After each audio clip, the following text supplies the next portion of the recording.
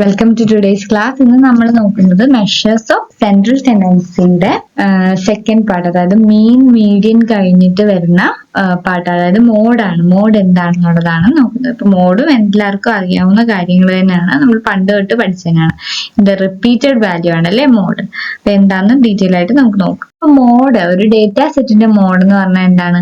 Most often, most repeatedly അല്ലെങ്കിൽ കൂടുതൽ ആ ഒരു ഡേറ്റ സെറ്റിൽ കാണുന്ന വാല്യൂവിനെയാണ് നമ്മൾ മോഡ് എന്ന് പറയുന്നത്. അപ്പൊ അതൊരു അൺകോമൺ അല്ല, ഡേറ്റ സെറ്റിന് അൺകോമൺ ആയിട്ടുള്ള കാര്യമല്ല ഒന്നിൽ കൂടുതൽ മോഡ് വരിക എന്നുള്ളത്. കാരണം ഒന്നിൽ കൂടുതൽ മോഡ് വരാനുള്ള സാധ്യത കൂടുതലാണ്.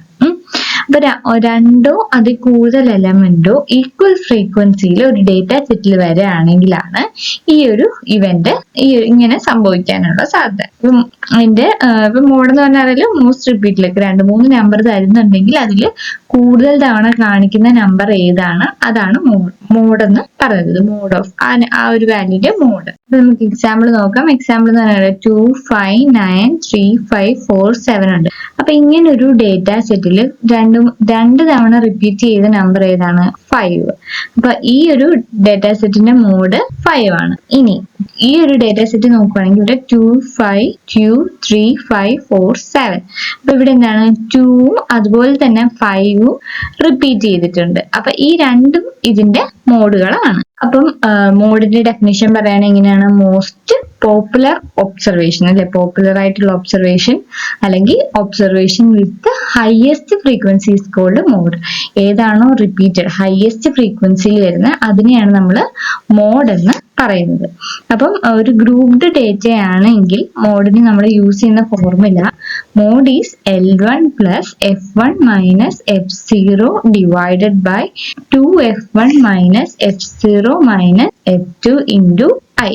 ഇതാണ് മോഡിന്റെ ഒരു ഗ്രൂപ്പ്ഡ് ഫോമിലേക്കുള്ള ഇക്വേഷൻ, ഗ്രൂപ്പ്ഡ് ഡേറ്റയ്ക്കുള്ള ഒരു ഇക്വേഷൻ വരുന്നത്. ഇനി L1 എന്ന് പറഞ്ഞാൽ എന്താ? ലോവർ ലിമിറ്റ് ഓഫ് മോഡൽ ക്ലാസും F1 എന്ന് പറഞ്ഞാൽ frequency of model class. Model ക്ലാസിന്റെ ഫ്രീക്വൻസി F1ഉം മോഡൽ ക്ലാസിന്റെ ലോവർ ലിമിറ്റ് ആണ് L1 വരുന്നത്. അപ്പൊ അതിന്റെ അഡ്വാൻറ്റേജും ഡിസഡ്വാൻറ്റേജും നോക്കാം നമുക്ക്. മോഡ് എന്താണ്? Easy to identify and understand. അതായത് സിമ്പിൾ ഒബ്സർവേഷനിൽ നമുക്ക് എന്ത് ചെയ്യാൻ പറ്റും? പെട്ടെന്ന് തന്നെ ഒരു മോഡിനെ ഐഡന്റിഫൈ ചെയ്യാനും കണ്ടുപിടിക്കാനും മനസ്സിലാക്കാനും പറ്റും. അതുപോലെ തന്നെ എന്താണ്? Not affected by extreme values. Extreme values ഉണ്ട്. ഇപ്പൊ നമ്മൾ മീനിലൊക്കെ പറഞ്ഞ പോലെ 100 ഒരിടത്ത് കിടക്കുകയാണ്, 10 തൊട്ട് 15 വരെയുള്ള വാല്യൂസ് ഒരിടത്ത് കിടക്കുകയാണ് എന്ന് പറഞ്ഞാലും നമ്മുടെ മീനിൽ അത് കണ്ടുപിടിക്കാൻ ഡിഫിക്കൽട്ടി ഉണ്ടാവും. മീൻ വ്യത്യാസമായിട്ട് കാണിക്കാം. പക്ഷെ മോഡില് ആ ഒരു വ്യത്യാസം വരില്ല. മോഡ് ഈക്വൽ ആയിട്ട് തന്നെ ആയിരിക്കും വരാൻ.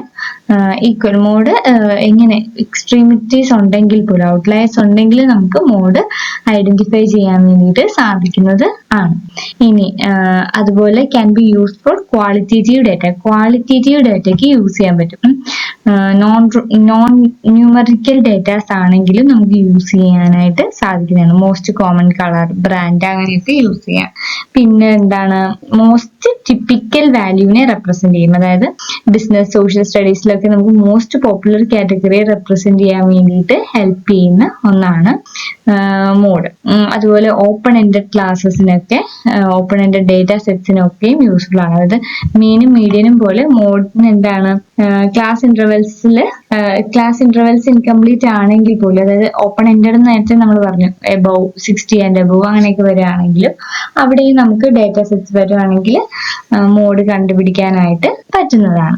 ഇനി അതുപോലെ എന്താ ഡിസഡ്വാൻറ്റേജസ് എന്താ നോക്കാം. മോഡിന്റെ അത് ഡിസഡ്വാൻറ്റേജസിൽ എന്താ പറയുക? നമുക്ക് യുണീക്ക് അല്ലേ, ഒരു ഡേറ്റ സെറ്റിന് ഒന്നുകിൽ മോഡ് കാണില്ല, റിപ്പീറ്റ് വാല്യൂസ് ഇല്ലാതിരിക്കാം, നോ മോഡ് ആവാം, നോ മോഡ് ഓർ എന്താണ്? മോർ ദാൻ 1 മോഡ്, ഒന്നിൽ കൂടുതൽ മോഡും ഉണ്ടാവാം. ബൈ മോഡൽ അല്ലെങ്കിൽ മൾട്ടി മോഡലും ആവാനുള്ള സാധ്യതയുണ്ട്. അതിന്റെ ഒരു ഡിസഡ്വാൻറ്റേജ് ആണ്. അതുപോലെ എന്താണ്? Not based on all observation. എല്ലാ ഒബ്സർവേഷനും ബേസ് ചെയ്തിട്ടല്ല.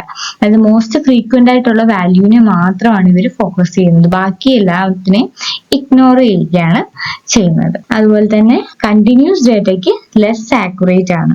അതായത് പ്രിസൈസ് സ്റ്റാറ്റിസ്റ്റിക്കൽ അനാലിസിസ് ടെൻഡൻസീസ് ആയിരിക്കില്ല കണ്ടിന്യൂസ് ഡേറ്റയ്ക്ക് തരുന്നത്. അതുപോലെ അൺസ്റ്റേബിൾ ആകാനുള്ള സാധ്യതയുണ്ട്. ചെറിയൊരു ചേഞ്ച് ഡേറ്റയിൽ വരുന്നത് മോഡിന് എന്ത് ചെയ്യാം വ്യത്യസ്തം. അതായത് 4 തവണ ഇപ്പം 5 എന്നുള്ള നമ്പർ 4 ടൈംസ് റിപ്പീറ്റ് ചെയ്തു എന്ന് വിചാരിച്ചു.